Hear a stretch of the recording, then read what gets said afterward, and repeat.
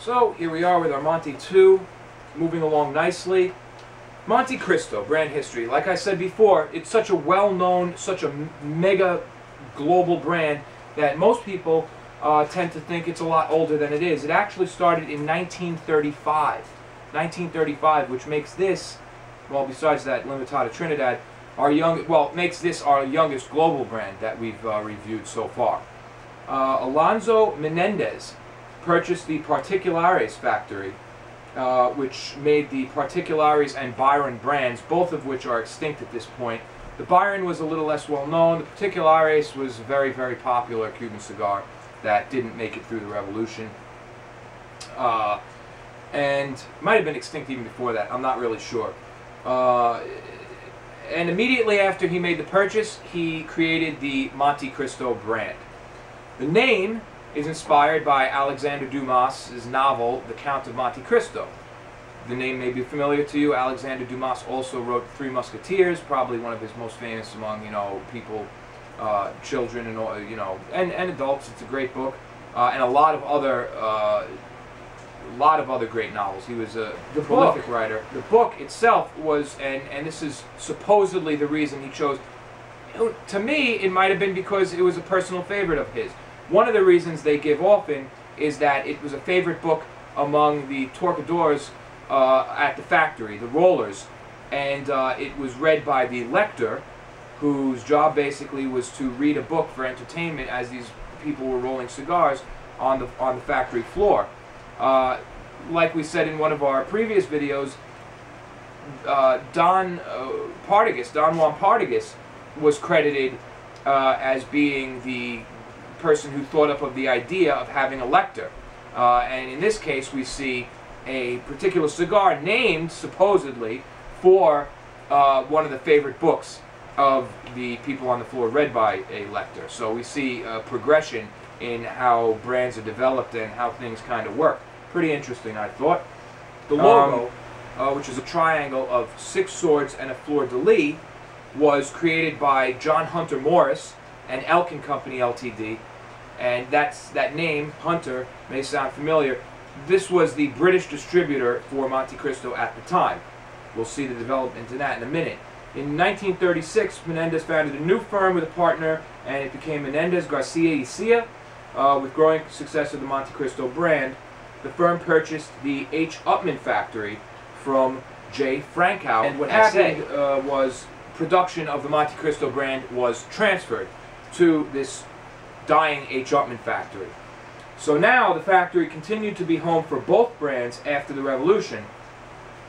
And J. Frankow, who is now involved, because it was his factory, continued to be sole distributor of the Upmann brand in the UK, while John Hunter Morris and Elkin Company was the sole distributor for Monte Cristo in Britain. So in 1963, these three firms, because it's John Hunter and Elkin Company, these three firms merged to become the renowned Hunters and Frankow. This is a name you see all the time, especially when dealing with regional editions. It's not just regional editions that are distributed, it's all Cuban cigars. All Cuban cigars are distributed through Hunters and Frankow, just like Hong Kong. Cuban cigars are distributed through Pacific Cigar. It's kind of like, there's another one in Phaifon and Ferion something. There's a whole bunch of different distributors depending on the region. So Hunters and Frankow as a distributor is also world-class, extremely well known for their quality standards. These are the guys that the cigars come from the factory, they go through all their quality control things and tests, then they have to go through them. So that's what happens. And that is interesting because we're not only talking about here how Monte Cristo was formed, but also how Hunter and Frankow came to be, how distributors are born. So now, through the efforts of Alfred Dunhill Company, the cigar became incredibly popular worldwide and accounts now for roughly 25% of Habanos SA cigar sales worldwide. It is a global market brand, and it holds the largest market share of Habanos SA. This is interesting. The smoke is getting a little creamier. It's got a very deep, earthy Cuban flavor. Some spice, but the spice is subsiding a little. There's still a little tickle here and there. But what I just got is this tiny little introduction of a sour note, very, very subtle, that's kind of giving me that twang. But in this cigar, unlike the D4, it's very, very deep.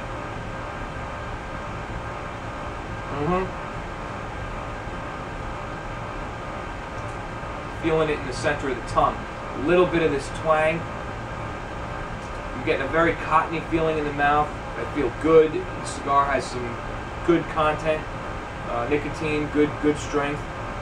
Very floral aroma and some floral notes, and a couple of small notes of leather that I'm noticing here and there. But very nice, very nice.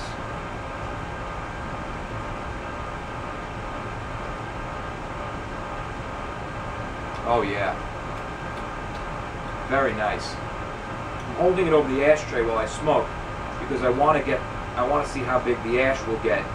And with Cuban cigars, a lot of times it'll just, if you let it get too long, it'll just fall right off.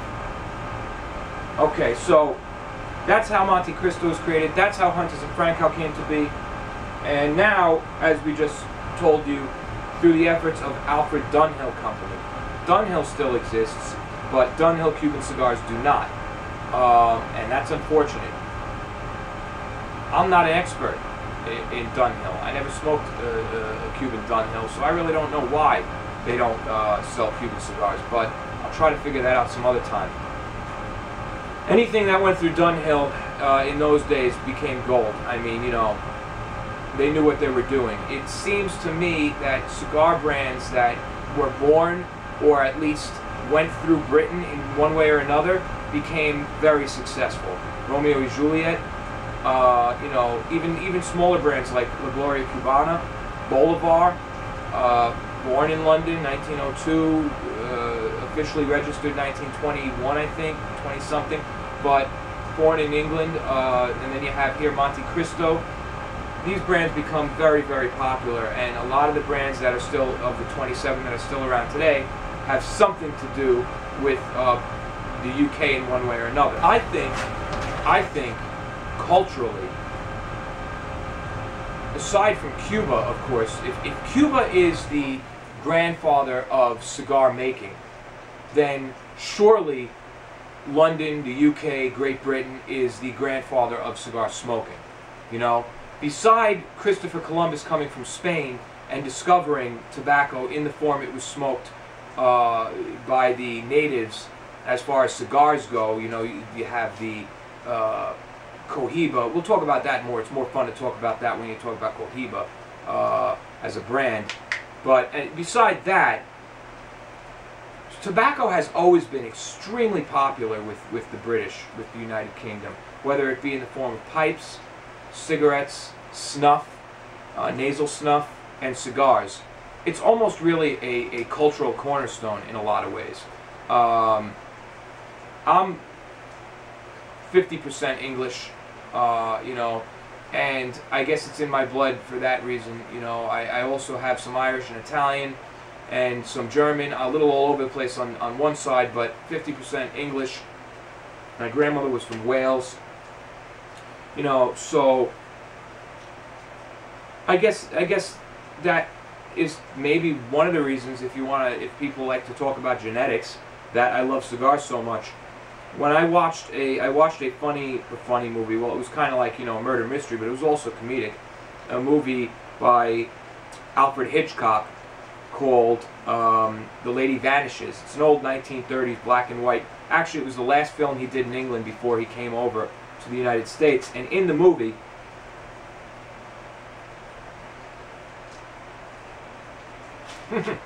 wow, delicious. Probably like, what the fuck is he talking about that for? Well, I'll tell you. In the movie, there's a couple of guys, Charters and Caldecott, and in every fucking scene they're smoking. And not only that, in one scene, he's got a pipe. Then it's cut to the next scene, he's smoking a cigar. A couple of minutes later, he's smoking a cigarette. A couple of scenes later, he's putting snuff up his nose. It's hilarious. And the funny thing is, it's not meant to be like, you know, it's not a comedy. There is some comedic relief with those two characters, But the smoking is not supposed to be comedic. The smoking is just the way they used to smoke and do tobacco back then. It takes place on a train. Everybody on the train is smoking. You know, very, very funny, I thought, and I'm glad it's that way. I think the British had a lot to do with the way, you know, Cuba has everything to do with Cuban cigars, but the British have a lot to do with the way Cuban cigars are today in the world also. So much, in fact, there has been a recent purchase by the British Imperial Tobacco, where Altadis used to own 50%. A lot of people keep saying, yeah, Altadis, they own 50%. Not anymore. They don't own a 50% share.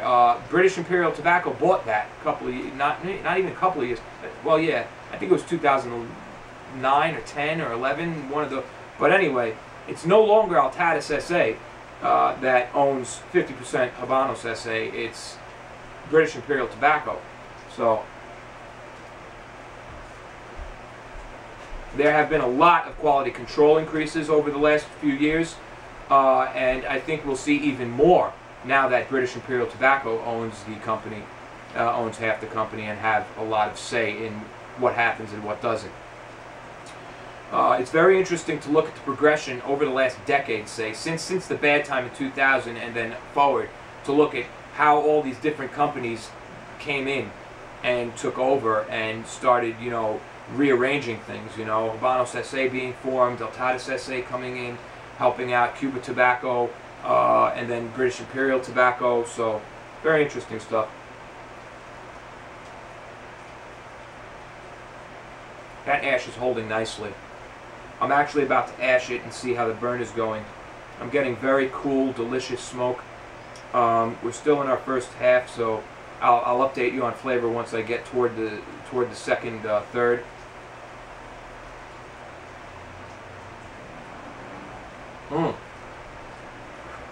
Nice sour note right there. Just lost my ash, and I saw it coming. I saw the burn coming around, and as I was pulling, I got this delicious, delicious sour note. That's a firm ash. That's a firm ash. I could just pick that up and put that right there. Bit of an accident right there, but it's no one's fault. All right.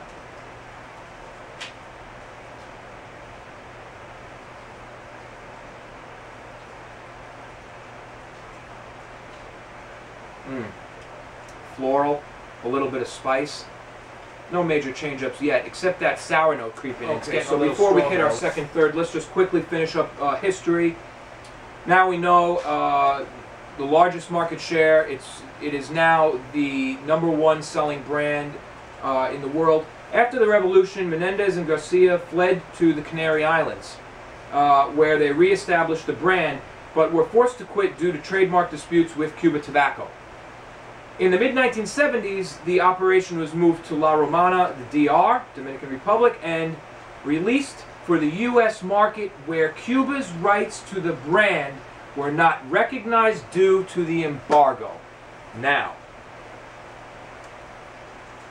I've always wanted to talk about this, and then we're not going to go into extreme detail, but this is how, when you see all these Cuban brands in the U.S. market coming out of the DR, this is how it happens. You have two major conglomerates, General Tobacco and Altadis. These two companies own all these different Cuban name cigars. Even the little ones. Sometimes you don't see them in humidors, but even there's even Sancho Panza and Jose El Piedra, which actually is a global brand, but because it's short filler, people in the States don't know it so much. They want to stay away from it for whatever reason. It's still a great cigar. All these brands, but talk about the big ones: Romeo and Juliet, Bolivar, Cohiba, General Tobacco with Cohiba, Partagas, again General, which is now Swedish Match. It's a whole big, Swedish Match, Swiss General cigar. All those cigars at one point or another have been, Cuba has tried. There was recently a ongoing lawsuit. It might still be ongoing. It's always in court, The big one is Cohiba that they're trying to stop them from using, because in all of the other cases, like with Romeo and Juliet, Monte Cristo, the actual people who created the brand, that's who the brand rights should belong to. They fled and tried to reestablish their brand. Cuba nationalized the tobacco industry after the revolution and claimed this is our property. So the United States does not recognize that. The United States recognizes that, no, it's Menendez's property, right? No, it's Partagas's property. It's the Garcia family's property. So that's exactly how it happens. And it's funny because this brings us to an interesting point. So when you see Cuban cigars in the American Humidor, those brand names, Cuba says they belong to them. But that's because they nationalized the tobacco industry and claimed those brands as their property. The brands really should belong to the people who created them, according to our institution of the way things work. Menendez, for instance, with Monte Cristo, the brand should belong to him. You know, so he went to the Canary Islands. Cuba caused him problems, saying, no, you can't use the name, blah, blah, blah. He got hooked up with Altadis. Actually, was it? Yep, he got hooked up with Altadis. And, yes, Altadis. Yes, Monte's Altadis. He got hooked up with Altadis, and the conglomerate helped him form his brand for the U.S. using the embargo to hold them up. Okay?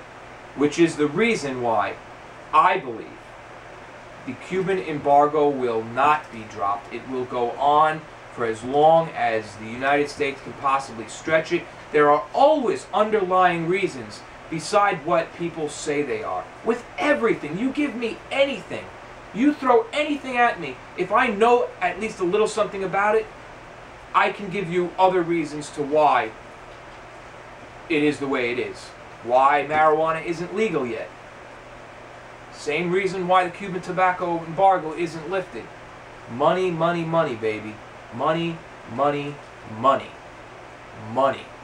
Alright? Can you imagine? Altadis SA, just about all their cigars are Cuban name brands. The embargo is lifted. All of a sudden, Cuban cigars come pouring into the United States. Everybody's in a fucking frenzy because they can get Cuban cigars without a hassle now. Including the guy who never smoked a cigar in his life. And his grandmother. They all want to try a Cuban cigar. Number one, nobody's buying the Dominicans. Nobody's buying them. The fucking market just goes... Altadis goes... Nobody wants them. Who the fuck wants them? Who wants a Dominican fucking Cohiba when you can get a genuine... Who wants a Dominican Monte Cristo when you can have this? Nobody. Nobody. Alright? No, not for real. Anybody. Anybody out there who smokes Dominican Monte Cristo says, I don't like the Cuban ones. I like my Dominican. I've tried the Cuban ones. That person either can't get Cuban cigars or, you know, had some trouble and got burned, or... Please. There is no liking the Dominican one more than the Cuban one. Because in that case, really, you know, there are bad Cuban cigars, but let's get real for a minute. You know what? Let's just get real. You smoke a Dominican Monte and you smoke a good Cuban Monte and tell me which one is better. Alright? So, that's that. They use the embargo, but, okay, aside from my opinions, let's go back to fact. They use the embargo to hold them up. To say, nah, we don't recognize Cuban Tobacco, Habanos SA, or any of this nationalized bullshit that you own the company now. It was created by Menendez. Menendez owns the company. Menendez wants to do a deal with us to create a Dominican cigar called Monte Cristo. So be it. But that is the reason that the embargo will go on for as long as they can possibly hold it. I personally hope that the embargo does stay exactly where it is. I hope it does. And here's why. Number one, quality. Can you imagine how the quality of Cuban cigars will drop when suddenly thousands and millions of people want to fucking smoke Cuban cigars all of a sudden in the United States? Just because we do what we do online and everything, and we're all together, and it seems like a thing that it is getting bigger than it ever was. But there are 9 out of 10 people who smoke cigars still don't know about this shit. They still don't know. They just don't know. You know? And that's a good thing. Because if they're happy with all their other cigars and everything, you know, let them come into it naturally, just like I did. I think it was the best way. It's good to grow into it, you know, because then you appreciate it more. Then you know what a good cigar and a bad cigar is before you pick up a Cuban cigar, you know. And the quality would just suffer greatly. Not only that, if the quality didn't suffer and they refused to make like they did in 2000 and just started making cigars that were underfilled and plugged and disgusting, if they decided, you know what, we're not going to overproduce, we're going to keep the production exactly where it is, then availability. It's going to be harder to get a Monte 2 than it would have been when they were legal, you know. So I hope it stays right where it is. There are some good things. Also, another couple of reasons that you don't want confusion, massive confusion going on, because Dominican ones are still in the humidor and on the market. So now you have all these crazy things going on. People just don't fucking understand what's going on. And yeah, and disruption, availability, disruption of the chain of supply. The only good thing I think would be the blends that come out. I think some guys out there would create some magnificent cigars with access to Cuban tobacco. You know, can you imagine nice, you know, I don't know, nice Nicaraguan Viso wrapper with Cuban Ligero, and I don't know. I mean, I think you could make some crazy blends. And right now you have all this blending going on. A cigar a day comes out, but none of them have Cuban tobacco in. So you're leaving out a whole region that could be blended into these cigars. But then again comes the question of quality and availability. If they're starting to use the tobacco to make new blends and blend their own lines, I mean, and when a U.S. line comes out, it's not like, you know, like a regional edition, 1,200 boxes. Por Larrañaga, Regalias de Londres, regional edition, 1,200 boxes worldwide. That's it. Even a regional edition that made a lot, 3,000 boxes. That's it. You're talking about when a special edition in the U.S. comes out, you're talking about 50,000 fucking boxes. Okay? 50,000 boxes with Cuban tobacco in them. There are no more fields. There is no more room on Cuba to plant more tobacco. If there was, it would be planted there. The tobacco they have is the tobacco they have. They can keep up with the production now, but with this phase on the internet growing, and with, you know, God forbid the embargo being lifted, big problems. More problems than benefit, I'm telling you. More problems than benefit. So it's really better for people to learn and get into it this way, I think. It's better to go online, order a box, never get it, it gets confiscated, you lose a couple of hundred boxes, then every box of Cuban cigars in the world turning into complete shit, not worth smoking. Alright, so if you lose a box, sorry, everybody does, it happens, but better than every box you ever get after that being complete shit, you know? And besides, 99% of the vendors I deal with and know, they have guarantees and policies regarding that. So, I wouldn't worry too much. Anyway, we are about to get into our second third, and we'll give you an update on flavor, and then we're going to start getting into some very interesting topics with viewer emails and all about ordering. Who, where, when, what, how, why, and who not to, coming up next.